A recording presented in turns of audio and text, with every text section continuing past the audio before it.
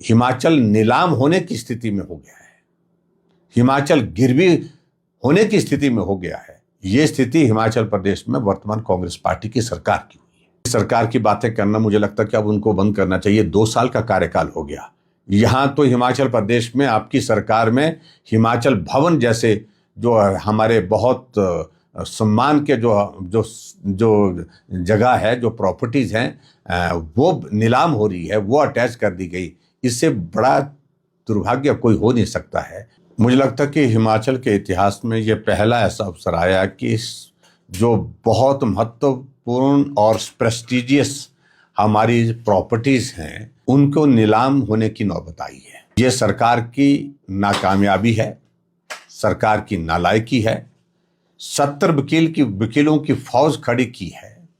यहाँ पर advocate general से लेकर के एडिशनल डेप्टी, लेकिन उसके बावजूद सरकार को वो डिफेंड करने की स्थिति में नहीं है, क्योंकि हाजिरी लगाते हैं लेकिन कभी भी वो जाकर के वहां पर गंभीरता से सरकार के पक्ष को रखने की जो बात आती है उसमें वो सफल नहीं हो पाते। और हिमाचल प्रदेश में ये स्थिति बन गई है कि फजीहत के बाद लगातार फजीहत होती जा रही है, लगातार ये फजीहत का क्रम होता जा रहा है।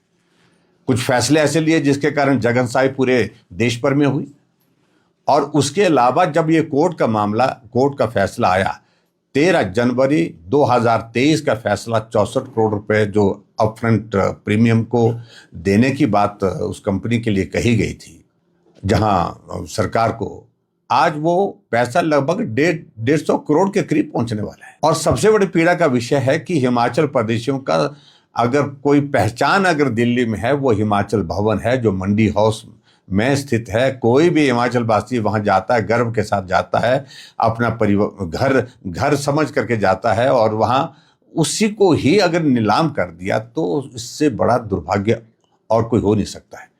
और आने वाले समय में इसी तरह के सरकार का ये दौर रहा तो मुझे लगता है कि कहीं सचिवालय को भी अटैच ना कर दे, कहीं विधानसभा को भी अटैच ना कर दे। ये स्थिति हिमाचल प्रदेश की आज की तारीख में बनी है। प्राथमिकता नहीं, एक तरफ से सीपीएस की कुर्सी बचाने के लिए, उसके लिए तो वकील जहाज में भी आए दिल्ली से, उसके लिए तो वकील दिल्ली से आए जो जिन पर करोड़ों रुपए खर्च कर दिया गया।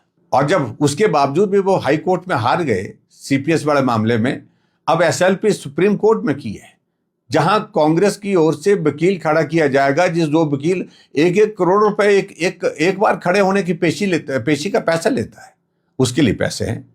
लेकिन हिमाचल प्रदेश में जो है इस प्रकार के जो महत्वपूर्ण कोर्ट के फैसले आए हैं, उनको सॉल्यूशन, उनका समाधान निकालने के लिए सरकार के पास जो ना तो समय है, ना उस तरफ गंभीरता है, ना वो प्राथमिकता है। आखिरकार इस फैसले से सारा हिमाचल का नागरिक जो है आहत हुआ है, और इस फैसले की वजह से जो है, क्योंकि नाकामयाबी अगर है तो सरकार की है। सरकार अपने पक्ष को ठीक प्रकार से रखने में पूर्णतः असफल हुई है।